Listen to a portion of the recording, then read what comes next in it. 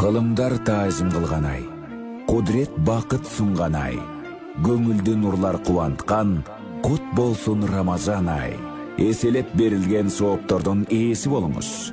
Күнүгө куттуу орозо программасы.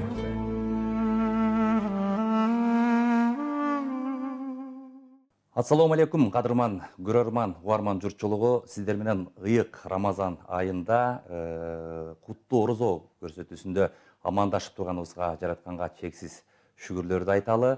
Биз бүгүнкү берүүбүздө маданият өкүлдөрү менен дагы баарлашып, мына ушул ыйык Рамазан айында орозо тууралуу ой бөлүшөбүз. Бүгүн студиябызга белгилүү куудул агабыз, Кыргыз Республикасынын эмгек сиңирген артисти Бурончу Удайбергенов агабыз бүгүн студияда. Орозоңуз кабыл болсун, Борончу ага, студияга кош келипсиз, бар болуңуз. Негизи мындай сөз барга, орозо ислам ибадаттарынын экинчи олуттуу негизи же тиреги депчи. Анан орозо кармоонун максаты сиз үчүн кандай? Биринчи жалпы орозо жалпы кыргыз элине, деги эле жалпы мусулман элдерине ушул орозоңуздар кабыл болсун. Алла ушул ар бир орозодон орозого чейинки жеткирип өмүр денсаулык берип атканына шүгүр дейбиз. Орозо бул мусулманчылыктын 5 ушул тирегинин бирөөсү боло турган болсо, келме айтабыз, орозо кармайбыз, намаз окуйбуз дегенде, бул милдет катары. Милдет катары десе, бирөө мен бир жерде радиодо отурсам, мага мындай суроо берди да. Биз намаз окушубуз, Аллага биз намаз окушубузга Алла муктаж эмес. Ал өзүң үчүн окуласың деп айтылат го. Анан бирөө мага суроо берип атат да, мен ушундай окшоп Марбатыбыдан алып барып атсам.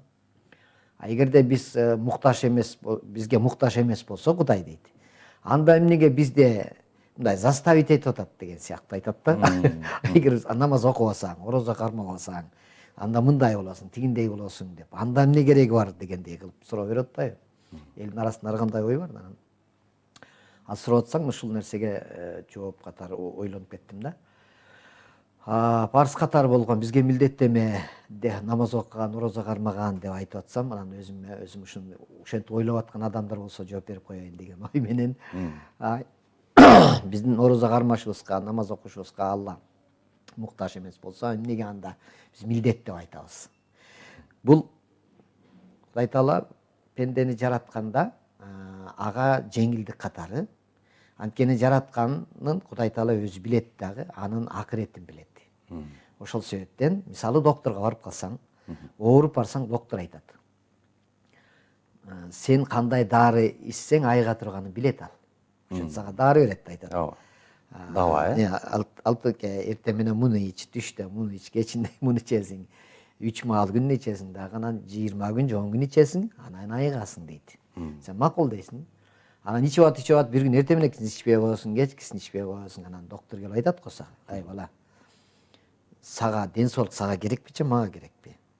Сен мына дарыны ичсең, ичпесең деле мага эч эмеси жок. Зарылчылыгы жок, мен эчтеке болбойм андан. Сен ичсең айыгасың.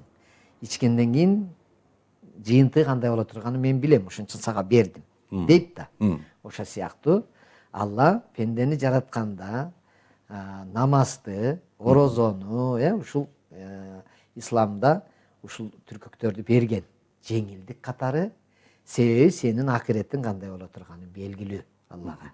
Ошон үчүн биз орозо кармашыбыз да өзүбүз үчүн, намаз окушубуз дагы өзүбүз үчүн, себеби акыретте жеңил болсун үчүн. Ошонун ичинен орозо эң өзгөчөлүгү орозонун. Алла акылды жаратып туруп, сен кимсиң десе, сен мени жаратуучумсуң деп айттыр акыл. Напсини жаратып туруп, сен кимсиң десе, напсини деген сен сенсиң, мен менмин деген да.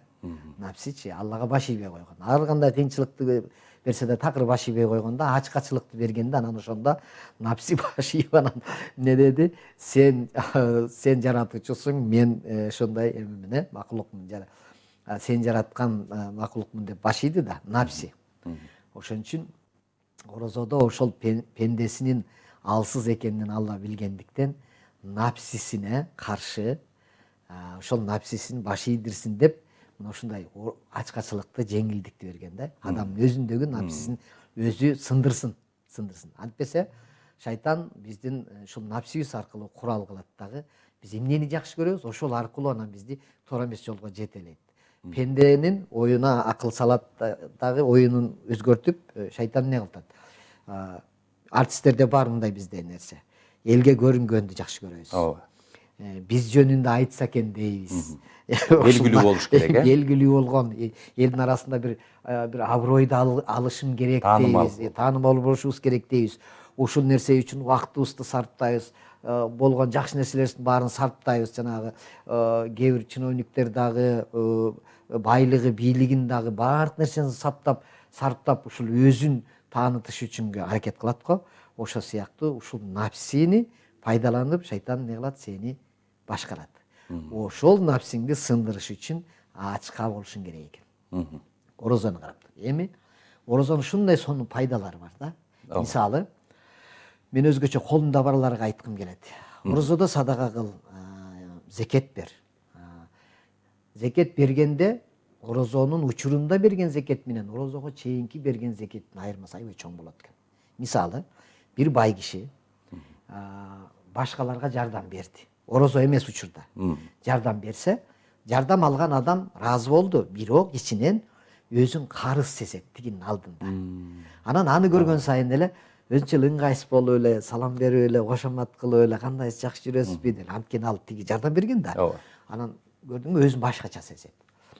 Ошол эле адамга, ошол эле бай орозо учурунда жардам берип, Алланын ыраазычылыгы үчүн десе, тигили карыз эмесмин, Алланын ыраазычылыгын берип атпайбы деп, ал ыраазы болот дагы, чын ниетинен эмне кылат? Тиге бата берет. Негизги неме ушул болчу, алыш бериш ушул болуш керек болчу да. Ал ортодо Алланын ыраазычылыгы болсо гана алган киши дагы, берген киши дагы эмне болуп атат? Экөөнү өтөң руханий рахат алып, Алланын ыраазычылыгы үчүн экөө бири-биринин алдында эме болуп атат да, бир жакшы нерсе болуп атат. Бир тууганчылык ортодо ынтымак пайда болуп атат. Алланын ыраазычылыгы үчүн эмес деген сыяктуу башка учурда берсе, жана адам өзүн карыз сезип калат, ыңгайсыз болуп жүрөт. Анан берки дагы, эгерде жана кээ бир чиновниктер мынтип айтат го, адамдарга канча жардам бердим, мындай кылдым, тигиндей кылдым, бирок адамдар такыр эле түшүнбөйт экен. Негизи элге жакшылык кылыштын деле кереги жок экен деген сөздөр болуп калат го. Ошол эмнеге дейбиз? Анткени ал өзүнүн кызыкчылыгы үчүн гана берилип келген ал жардам. Ал мечит салса да, жол салса дагы, бирөөлөргө кайрымдуулук кылса дагы, ал ичинен ойлоп жүргөн, мени элдер мактасын, менин аброюмду көтөрсүн, менин даражамды көтөрсүн деп жүргөн, бирок Аллага белгилүү. Ошон үчүн эмне кылды? Алла алып аткан, жардам алып аткан адамдардын жүрөгүнө ыйман салып, беркини жакшы көрүү сезимин салбай койду. Ал ошентсе десе, канча жардам берсе деле беркилер мүнүп тура берет. Бериш керек да, жеп атат да, ошон үчүн жардам бериш керек да дей берет, көрдүң. Эгер ошол Алланын ыраазычылыгы үчүн деп чын ниет менен жардам бергенде, анда ошол адамдардын рахматы эмне болмок? Жакшы көрүү сезими тиге пайда болмок. Карасаң мына, орозо учурунда байга байлыкты берсем, ал ойлойт да, мен өзүм таап атам деп. Жок, байга байлыкты бердим, байлык аркылуу өзүнө бейишке жол таап алсын дейт. То есть бай кедейлерге жардам берүүгө акылуу, анткени бай кедейлер аркылуу байыйт. Ошолор аркылуу байып атпайбы? Демек бөлүшүш керек деген сөз. Алла сага бир 10 конфетти берип туруп, ушунун бирөөсүн артка мага бер десе, сен басып алып, жок бербейм деп аткан киши сыяктуу болуп калат да. Караңыз, орозо учурунда дагы ошол себептен жанагы орозонун учурунда биз мындай садака бериш керек десе, көпчүлүгүбүз биз түшүнөбүз да. Тамак деле түшүнө беребиз да. Өзгөчө кыргыз ушундай экен, байкасамчы. Бирөөгө тамак жардам бериш керек, же оозун ачырып коюш керек. Тамакка жакын экенбиз да, напсибиз ушундай экен да, биздин только эле тамакты ойлоно берет. Садака тамак деле эмес. Садака илим, билим бериш керек. Жакшы сөз айтыш керек, сабак окутуш керек, үйрөтүш керек, жардам бериш керек, жакшы тилектерди айтыш керек, Анткени Алланын рызкысы бул тамак аш эле эмес да. Алланын рызкысы бүтүндөй бизди курчап турган нерсенин баары рызкы. Анан ушул жерден Борончу айке илим билим бериш керек дедиңиз, садака кылыпчы. Деги эле сиз ушул шариятта, деги эле исламда илим билимди кайдан алып атасыз? Мисалы айрым көрөрман, угарман же сиздин күйөрмандар сурап калган кезде ушундай бир жооп бересиз да, азыркы кеп кылып аткандай. Мисалы кече жакында эле сизди көрүп билип аттык, сапарда жүрдүңүз, гастролдо жүрдүңүз. Анан кайсыл убакта окуп илимге, билимге жетишесиз? Бул илимге кызыксачы адам, бул аябай мындай илимге ач көз болуп кетесиң да. Мындай бир ошого ушуну кызыгып арта бере турган болсоң, мына ушул орозу жөнүндө эле окуйм дей турган болсоң, Алланын берип аткан ырыскыларын көргөндө, окуган сайын дагы окуп үйрөнгүм келе берет. Ошол себептен мен бош убактым болуп калдыбы, бош убактым болуп калса эле жоопту Курандан издейм. Сөзсүз анткени мынтип айтты да. Акыркы пайгамбар келгенде деди. Акыркы пайгамбар келгенде силердин бардык проблемаңарга жооп болот деди. Көрсө пайгамбар Куран китепти түшүрөт деген сөз экен. Куран китептен эмне керектүү билбеген нерсеңердин баарын жооп алып алгыла. Ырыскы деп айтсам азыр айтып атпаймынбы? Кантип десе, ырыскы, ал эмне ырыскы десе, ырыскы бул илим билим берген дагы ырыскы, аба дагы ырыскы, секунд сайын бизге Алла берип туруп аткан ырыскы. Эгерде ошол секундты кичине абабызды алып койсо тумчугуп өлүп кала беребиз. Абанын сырткы жагын карап көргөндө, анын ичинде дагы ырыскы. Жарыкты алып келип аткан, жылуулукту алып келип аткан, ортодо байланышты түзүп аткан, атомдон баштап жылдызга чейинки болуп аткан Алланын бүтүндөй баардык жаратылган нерсенин баары бүт ырыскы. Жердин астындагы ырыскы, кен байлыктар ырыскы, сыртындагы ырыскы. Карачы, Алла эмнени гана жараткан болсо, ошонун баары бизге чейин даярдап, анан бизге ылайыктап койгон. Ушул нерсенин баарын кабыл алып көрүп аткан ой жүгүрткүлө деди. Ой жүгүрткүлө, напсиңерге баш ийбегиле, ой жүгүрткүлө, Алла берип аткан ырыскыны орозо кармап атканда сезгиле. Кантип десе, кимден экенин билсин үчүн Алла берип аткан ырыскысын орозодо кичине тартипке салып токтотуп койду. Эртең менен ичпегиле деди. Биз башка күндөр каалаган убакта ичип жүрөбүз, жей беребиз, билбейбиз кимден экенин. Орозодо токтотуп туруп кечинде анан кийин ичесиңер деп койду ээси. Анан биз кечке чейин ичкибиз келип неме кылган сезесиң. Ырыскы ээси отуруп ушунун баарын берип аткан. Кечинде баарыбыз тизилип отуруп алып анан кийин дуа кылып, о жараткан Алла, сенин берген ырыскыңа шүгүр кылдык, тоба кылдык. Акаса сен турбайсың ээси дегендей болуп, анан баарыбыз бир тартип менен отуруп алып анан ыраазычылык кылып, амин деп дуа кылабыз. Анан орозо учурунда мен карап турсаң, мындай ушул учурда мисалы Алла жана мынтип айтат го, шайтандарды байлап койду деп. Байлап коет ушул учурда депчи. Бейиштин эшиги ачык болот да, тозоктун эшиги жабык болот деп айтылат го. Анын мааниси мындай экен. Орозо учурунда бир жакшы иш кыла турган болсоң, 1000 эсе болуп соогу көп болот. Бейишке киришиңе шарт түзүлдү деген сөз.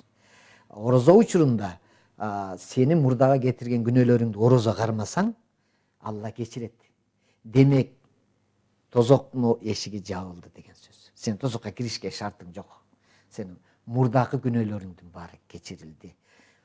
Кадыр түндө билип ошол орозо кармап келип, кадыр түндө дуа кылган болсоң, сенин күнөөлөрүң кечирип аткан болсо, тозоктун эмеси жабылып атпайбы, эшиктин эшиги ачылып атпайбы. Ошол шайтанды байлап койду орозо учурунда деп айтат да. Шайтанды байлап койду, анын мурдакыдай күчүн не кылып койду, ограничение кылып койду. Мындай түшүндүрүп айтканда, жолборс мындай жүрсө, бош жүрсө сени жеп алат, коркунуч көп, Аны мынтип капаска камап койсо, сен алысыраак жүрсөң, сага коркунуч жок да. Ошол сыяктуу сен жанына, орозо учурунда дагы жанына жакын барып, жаман ишке жакын барсаң, анда капаста турган баягы арстан деле тиштеп жеп коюшу мүмкүн. Сен ошол сыяктуу орозо учурунда деле жаман жакка жакындаба. Орозо учурунда орозо кармаган жерде преступность аз болот мусулман өлкөлөрүндө. Бирок орозо кармабасаң, алардын шайтанын байлабайт. Кармабагандар ал ошол эле боюнча эле боло берет. Согуш кылгандар алар ошол бойдон согуш кыла берет орозо учурунда. Неге? Анткени алар орозо кармаган жок. Кеп ошол орозо кармашты экен да. Орозо кармасаң эмне деп атат? Анын ичинде тартиптери бар да. бирөөнү өлтүрмөктүрсүң, бирөөнүн көңүлүн калтырба, бирөөнө жаман сөз айтпа. Кандай гана тазалыкта адам өзүн бейишке даярдай турган шартты түз берип атпайбы Алла. Канча жылдан бери орозо тутуп келесиз кармап? Анан умрага барып келдиңиз, зияратка барып келдиңиз. Андан кийин канча жылдан бери орозо кармайсыз, үй бүлөңүз менен кармайсызбы? Жана ошол эле учурда орозо кармагандан кийинки артка бир кылчайгандагы сиз өкүнгөн нерселер эмне болду? Жакшы суроо болду өзү негизи. Бул эми орозону мынча жылдан бери кармадым деп айткандан өзү да туура эмес. Себеби канча жылдан бери намаз окуйсуңуз? Ой, мен 20 жылдан бери деген соогун кетирип коюп атпайбы? Алланын ыраазычылыгын ала албай атып анан доомат кылгандай болупчу. Ал көп жылда канча болсо да орозо кармап келип атасыз, эң негизгиси кабыл болсун дейсиз. Үй бүлөбүз менен кармайбыз. Үй бүлөбүз менен кармайбыз. Анткени орозодо ошол кадыр түндү ошол орозо кармаган кишиге анан кадыр түн кабыл болсо, кадыр түндө кылган дуаң сени 80 жылдык бүтүндөй өмүрүңдөгү немен күнөөнү кечирип турган болсо, ошол нерсеге умтулуп ошол нерсени кармап калбасаң, анда сен кандай жашоодо жашап атасың дегендей бар го. Орозоң кантип кабыл болду? Анан кабыл болбодубу деген да бир вопрос бар да. Мен азыр намаз боюнча айтып атпаймынбы?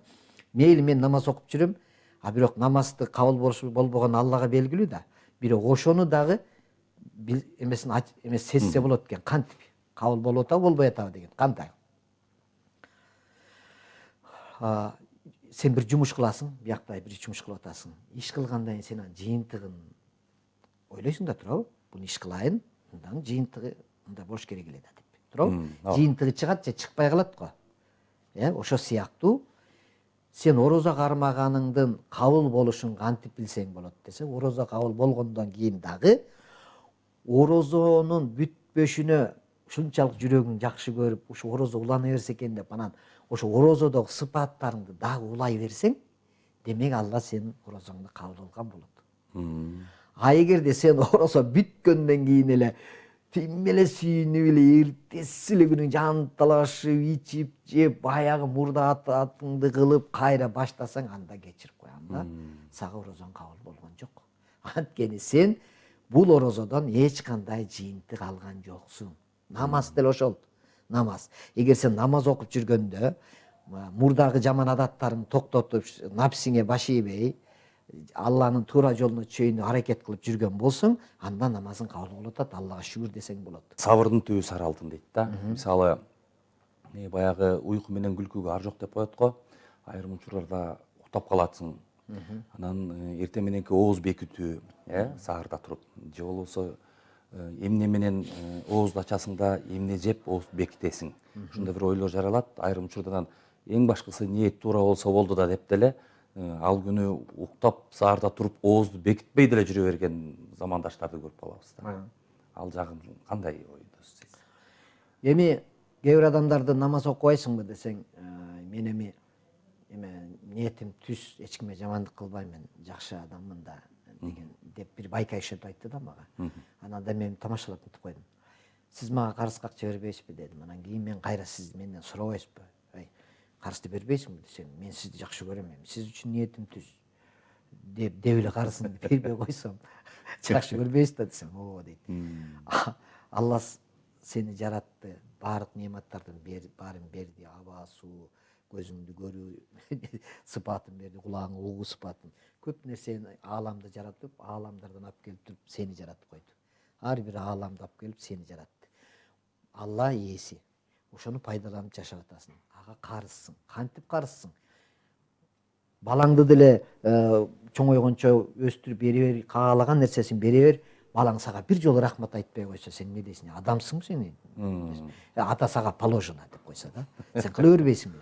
Ансамда Алла сага ушул нерсенин баарын берип атса, өмүр берсе, бала бакыра берсе, небере чөбөрө, сен укум-тукумга чейин ырыскыңды кыяматканга чейин берип атса, ал ошол Аллага рахмат айтуу бул намаз окуу.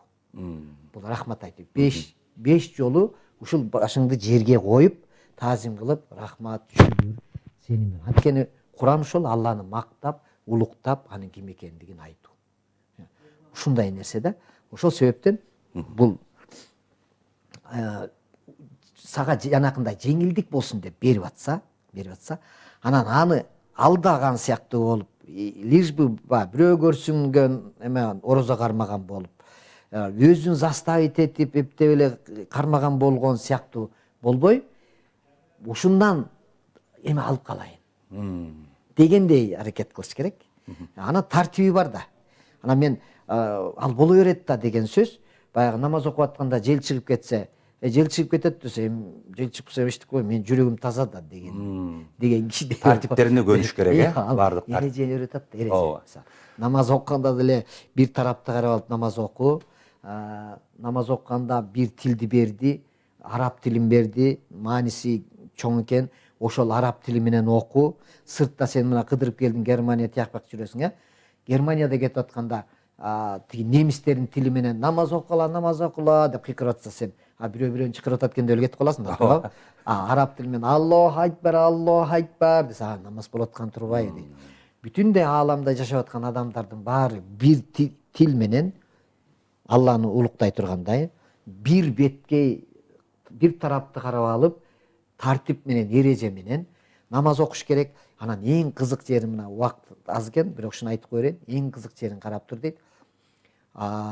Пайгамбарыбыздын аты, Алланын аты менен ар бир күн чыгып келатканда айтылып турса дейт, дүнүйө жүзүндө тынбай айтылып турат деп айтылды. Кантип дегенде, багымдат намазы келатканда Аллаху акбар, Алланы улуктадыкпы? Ашхаду ла иляха илля, ашхаду анна Мухаммад расулуллах деп кыйкырып атабыз. 5 мүнөттө бир жерде намаз окуду, 5 мүнөттө тиерде, Казакстан, Өзбекстан болуп отуруп, күн кетип атат да. Күн кетип, таң атып бараткан сайын дүйнөсү боюнча эмне болуп атат? Алланы тынбай улукталып туруп атат. Тынбай. Карасаң, ушундай кылып жараткан экен да Алла. Ушуну элестетип көргүн да. Алла тынбай айтылып турат. Багымдаты бар, пешим бар, шам намазы бар, куптан бар. Эртең бизде багымдат айтып атсак, тиги куптанды айтып Америкада уктаган атышат. Бирок күн жылып атат да, мынтип жылган сайын Алланы эмне кылып атат? Улукталып атат. Борончок айтсаңыз, мен жогоруда бир сөз арасында айттым эле, сабырдуулук тууралуу. Негизи жана айткандай эле, сабырдын түбү сары алтын деп. Ал эми сабыр деген түшүнүк ушул ороз айында өзгөчө керек болуш керек, сабыр. Мисалы, чыдамкайлык, анын ичинде ушул ачка болууда деле же болбосо кандай бир мезгилдерде сабыр күчтүү адам баарын ачтайт го. Ушу сабыр тууралуу айтсаңыз. Өзүң айткандай, бул сабырдын түбү сары алтын деп кыргыз өзү негизи эле илгертеден бери эле ушул мусулман жолу менен келаткан макал лакаптарыбыз, сүйлөгөн сөздөрүбүздүн баары тарбия. Биз өзгөчө элбиз да, биз сыймыктансак болот дегеним. Дин менен эле жашап келатабыз өзүбүзчө тартибибиз бар. Мына ушул орозо өзүңдү өзүң орусча айтканда заставить этип, мажбурлап ачка болуп орозо карма. Анткен себеби өзүңдү өзүң ошентип тартипке салып, эрежеге салып туруп үйрөнө баштасаң, адам үйрөнөт. Эртең менен эле таң атпай тура баштасаң эле кийин көнө баштайсың. Эртең менен таң атпай туруп элечи. Ачкачылыкты аракет кылып эме кылсаң, ачка болгондон кийин анан адам өзүнүн канчалык сабырсыз экенин, канчалык баягы туталанып, бир нерсени көтөрө албай, көтөрүмсүз экенин сезе баштайт. Ачкачылык ошол көрсө напсини тарбиялайт деп атпайбызбы? Напси бул өзү орозонун учурунда адамдагы болгон терс нерселердин баарын адам өзү сезе тургандай жагдай экен, абал экен. Ошол ачкачылык экен да. Адам ачка болгондо гана, байдагы ачка болгондо гана кедейдин аянычтуу акыбалын сезет дейт. Антпес ал ачка болмоюнча эме ал нерсени өзүнөн жон терисинен кыргызча айтканда өткөрө албайт. Ал өзү орозо кармап көрүш керек. Анан орозо кармагандан кийин анан деп кечке кыйылып неме болуп жүргөндөн кийин ушундай болуп жүргөн турбай, минтип жүргөн турбай деп мээрим ойгонот. Негизи эле ачкачылыктын дагы бир немеси, адам тамак жей бергенде адамдын бир өзүндөн чыга турган жакшы сыпаттар бар да, бөлүнүп чыга турган. Ошо сыпаттардын баарын тамак эме кылып Жаап салат. Жаап салат. Орусча айтканда атупейт. Ооба. Ошо жаап салат. Анан ачка болгондон кийин жакшы сезимдер ойгоно баштайт. Өзүң деле диета кармап же болбосо мындай суу менен деле жашап, ошон үчүн орозодон орустар дагы алышкан да ушундай нерселер, диетке андай, диета андай депчи. Ошол сыяктуу адамда, ачка болгон адамда ой жүгүртүү, баардык нерселерге маани берүү, жаратылышты карап, ар бир нерсеге көңүл бура ала турган адамдагы жабылып калган сезимдер ачылат. Алла ошон үчүн адамдагы өзүнүн жалаң эле курсагынын үчүн эле напсис үчүн эле жанталаша бергендиктен орозону дагы Демек, орозо айында адам баласы сабырдуулукка тарбияланат. Көп нерсеге тарбияланат. Бир эле сабырдуулук эмес. Ооба. Ал эми орозонун баягы айтабыз го, орозо берекенин айы деп. Сиздин жеке чыгармачылыгыңызга кандай береке алып келет? Берекенин айы дегенде бул жерден береке кандай жолу менен келет? Менин кылып аткан ишим адалбы, жарамбы деген да жагы бар да. Ошол бар. Ойлоносуз. Ойлонобуз. Анткени себеби бул жерде мен эми тамаша айтам. Тамаша айтканда тамашамдын аркасында чындык, анан жакшы жака адамды бура турган болуш керек. Анткени мен анын аркасынан кийин жооп берип калбашым керек деген сыяктуу өзүм ой жүгүртүшүм керек. Ошон үчүн жана бизде ыр эми динде болбойт деп айтып аткан себеби ыр ичкилик сыңарындай болуп алмаштырылып калат экен да. Ичпеген киши ырды музыканы укса баягы делебеси козголуп, сезимдери ойгонуп, мындай ичкиликтен эле бир мындай эмне ордун алмаштырып кое турган сыяктуу эмени алып келет экен да, абалды алып келет экен. Ошол себептен бул эме арам деп айтылып калган ошондой экен да. Макрө. Макрө дегени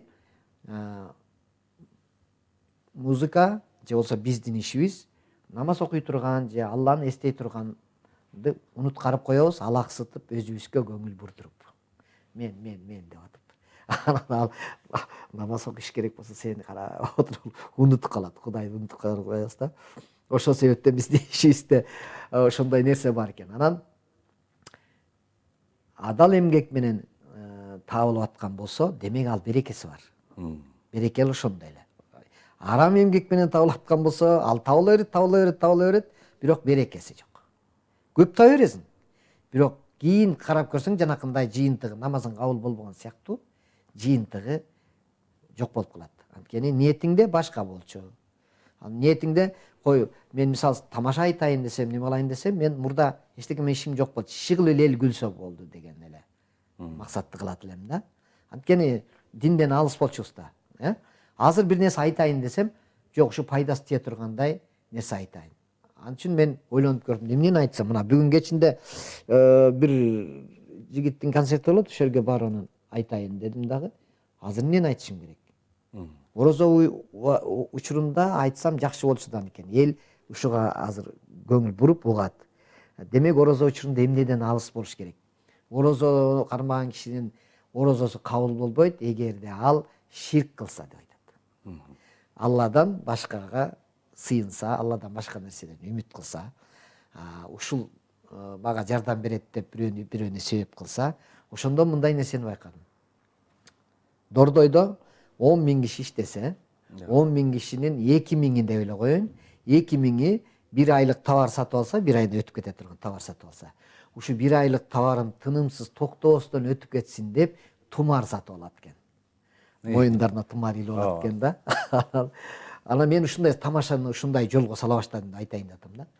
Тумар сатып алат экен, тумарын кармап алып, соода кылып отурат. Анысы деле Алла жараткан рызкыны берип атат, өзүнүн аракетине жараша келип кылган ишине жараша соода кылып алып кетип атат элдер. Бирок Кудайга шерик кылып моюнундагы тумарды кармап алып, шайтан аны шылдыңдап койгон, алаксып ушу менен сүйүнүп отурат. Ошол тумар ушундан эме көрүпчү, рызкын ушу берип атат деп. 1000 сомдон 12 000 сомго чейин болот дейт эме тумары. Мейли 1000 сомдон эле болсун, 2000 киши 1000 сомдон тумар сатып алса 2 миллион сом болот. Бир дордойдо. Эми элестетип көр Кыргызстан боюнча кандай болуп атат. Шайтан эмне кылып атат? Шылдыңдап атат. Төбөңдөн келүүчү ырыскы менен балени мойнуңдагы ушу тумар сактап калабы дейт. Алла эмени берүүчү, ырыскыны да берүүчү Кудай, кыйынчылыктагы, жаманда жакшыдагы Алладан деп айтабыз го. А бирок Алла берип аткан нерсени биз жаман деп ойлогонубуз менен, биз үчүн жаман болгону менен, анын аркасында чоң жакшылык бар. Аны биз жаман деп алабыз. Мисалы, кече күнү аябай кар аралаш, качан жаз келет, эмне эле болуп атат дедик, кар аралаш аябай жаан жаса, аябай жаман болду да деп атпайбызбы? А бирок ал кар аралаш жаанын аркасында бүгүн жаз келгенде кандай гана сонун чөптөр, гүлдөр бар. Себеби көзүбүзгө ошондой болуп көрсөткөн менен Алла ал биз жаман деп айтып аткан нерсенин аркасында чоң жакшылык бар. Ошон үчүн бул жерде тап кылып аткан ишиңе, таап аткан ишиңде мындай ой жүгүртүп кылышканга аракет кылышыбыз керек. Акча келсе эле сүйүнүп кетип эле болду, табылды деп эле бербеш керек. Ушул акчанын аркасы жакшылык болсо экен, же болбосо мен таап атканда, алып атканда ушул акчаны туура алып атамбы, туура эмес алып атамбы деп ой жүгүртүшүбүз керек экен. Жакшы. Эгерде ниет кылып, ушул орозо айында мен да орозо тутайын, орозо кармайын деген алгачкы жол, биринчи жолу орозо кармайт элем деп кеңеш сураса сизден, кандай кеңештерди бересиз? Өзү ибадат, мисалы бир нерсени үйрөнүш үчүн, музыкант болушуң үчүн адегенде нота үйрөнөсүң да. Ана музыкант болосуң. Ансарындай адам өзүнүн ыйманын бекемдеш үчүн ал ушу ыймандуу болгонго аракет кылыш керек. Анан уламдан улам үйрөнүп ыйманы улам үйрөнгөн сайын, Алланын жараткан нерсесин көргөн сайын таң калып анан ыйманы бекемдей баштайт. Орозону кармага дегенди эми быйылдан баштап кармайын дедиби? Кармап баштасын. Сигарет таштайм деп таштап кое берсин. Ал анан таштайм, мына таштайм дегенде таштабайт. Баштайм деди, баштасын. Баштай бергенден кийин анан өзүнөн өзү Кудай Таала жеңилдик берет. Ушунчалык ысыкта дагы Алла жеңилдик берип койот. Анткени ал ээси. Убакыт аз калды окшойт, ошон үчүн мен мындай кылайын.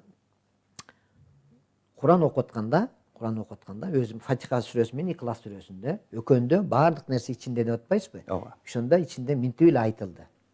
Бисмиллахир-рахманир-рахим. Ырайымдуу, мээримдүү Алла. Ырайымдуу, мээримдүү Алла. Анткени барлыктардын ээси ошол. Бисмиллахир-рахманир. Алхамдулиллахи аламин. Эмне үчүн ал ээси? Анткени ал баардык ааламдардын кожоюну. Алхамдулиллахи аламин. Баардык мактоо ошого гана болсун. Башка нерсени мактаганга болбойт. Анткени калгандар бүт жаратылган. Ал жаратуучу. Мактоонун ээси ошол. Алхамдулиллахи аламин. Ар-рахман-рахим. Ал чексиз ырайымдуу, мээримдүү. Экинчи жолу айтылып атат. Эмнеге дегенде, ал мээримдүү болгон үчүн ушунча нерселердин баарын жаратты. Неаматтардын баарын берип атат. Жакшысына, жаманына, айбанына, акмагына баарына бирдей рызкыны кошо берип атат. Мээримдүү. Эмне үчүн ырайымдуу? Ошунун баарын жаратканын түшүнүп, аны тааныйм деген пенде үчүн кийин акыретте ал ырайымдуу. Эмне үчүн ал акыретте ырайымдуу? Анткени ал Малики Яумиддин. Анткени ал жаза күндүн ээси. Андан башка эч ким эмес. Жаза күндүн ээси ошол гана. Ошол ырайымды көрсөтөм деп айтты. Ошондо ырайымын көрсөтөт, эгер сен аны таанысаң. Ырайымдын эки жолу бар. Жазанын эки жолу бар. Жакшы жаза, жаман жаза. Малики Яумиддин. Яака набуду, яака настаин. Мен адамдарды, жиндерди өзүмө гана сыйыныш үчүн жараттым. Өзүмө гана, сөз бар, өзүмө гана. Тоого эмес, ташка эмес, тумарга эмес, арбага эмес, акчага эмес, депутатка эмес, тууганыңа эмес, мага гана. Яака набуду, яака настаин. Игдина сиротал мустаким. Мен туура жолду, сен туура жолду эме кылган жолуңа сала көр. Туура жол бир гана Алланын жолу. Мына жолго түшсөңөр, туура жашайсыңар деди. Бирок ошол жолдун эки жагына параллельно шайтандар өзүнүн жолдорун коюп туруп, бирден азанчысын коюп койду. Бияка кел, бияка кел. Акчаны көрсөттү, байлыкты көрсөттү, эмне напсиң эмнени жакшы көрөт. ар нерсени көрсөтүп сени бул жолдорго салды. Кайсы жолго түшүп алсаң, кийин барсаң, жаман жолго түшүп алып барсаң, акырында шакең отурат.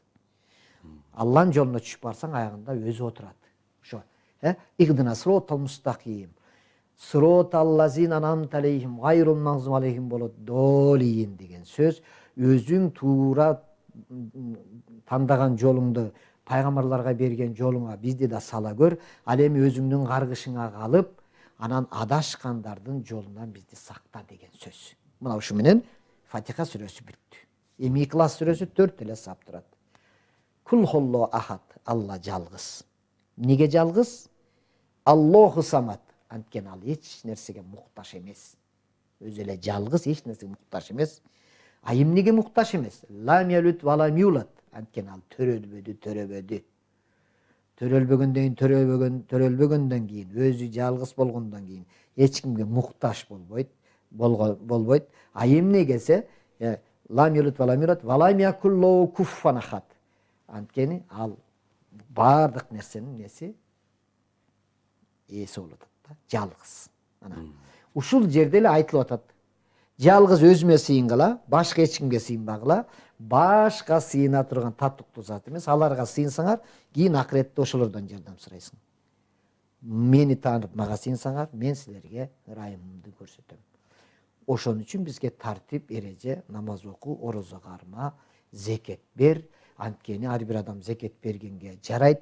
Анткени жакшылап ойлонуп турса, Алла ушундай кылып коомду жаратып койду. Сенден дагы начар жашаган бирөө бар. Ал дагы өз зекет бере турганын табат, анткени андан да начар жашаган бирөө бар дейт. Сенден да бирөө бай бар, ал сага жардам берсе, сен тиге. Бири-бириңерге жардам бергиле. Мен силерге берген нерсенин нематтын акысын кантип алам? Мен Кудай мына берген нерсеңди мээде бербейсиң да. Ошол акыны эмне кылды деди? Ушундай жолу менен бер деди. Алланын акысын берели, зекет берели, садака кылалы. Не кылып? Анткени Ээси бизге берди, өмүр рызкыны берди, бардык нерсени берди. Биз колубуздан келип турганда башкага жардам берели. Башкага жардам берсин. Алланын өзүнүн тартиби ошол. Орозо ушундай. Орозонун көп сырлары бар. Ооба. Сизге ыраачылык билдирелими? Көрөрман журтчулугуна, угарман бүтүндөй жалпы эле мусулман элине, кыргыз элине болгон бир каалооңузду алып. Жалпы кыргыз эли мына ушул бир гана ушул ыйык Рамазан айында эмнени суранабыз? Жана азыр айтып атабыз. Алла баарыбызды жараткан, бир Алланы жараткан экенин түшүнүп, туюп, сезип, ыраазычылык айтып, шүгүр келтирип, балдарыбызды када ошол нерсени үйрөтүп, өзүбүз үйрөтүп эле койбой, өзүбүз да кошо амал кылып, анткени бирөө үйрөтүп эле коюп өзү амал кылбай койгон киши ал чырак сымал дейт. Башкага жарык берет, бирок өзү күйүп атпай ичинде. Өзү күйүп түгөнүп кала берет да. Өзү дагы амал кылсын дейт. Ошон үчүн бардык элибизге ыйык Рамазан айында тынччылык, дүйнө жүзүндө тынччылык болсун деп каалаймын. Ошонун ичинен жалпы кыргыз элиндеги бир туугандар Рамазан айыңыздар, орозоңуздар кабыл болсун. Алла кабыл кылсын.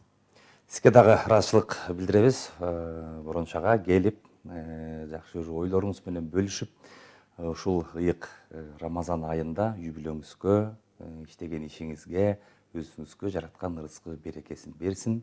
Элге кандай жакшы аруу тилек айтсаңыз, ошол тилектин баары жараткан Алла Таала сизге да берсин. Биз урматтуу көрүүчүлөр, урматтуу угармандар, бүгүнкү куттуу орозо көрсөтүүсүн жыйынтыктайбыз. Ар бир үй бүлөгө жараткан Алла Таала ырызкы, ыйман, береке берсин. Орозоңуздар кабыл болсун, бар болуңуздар.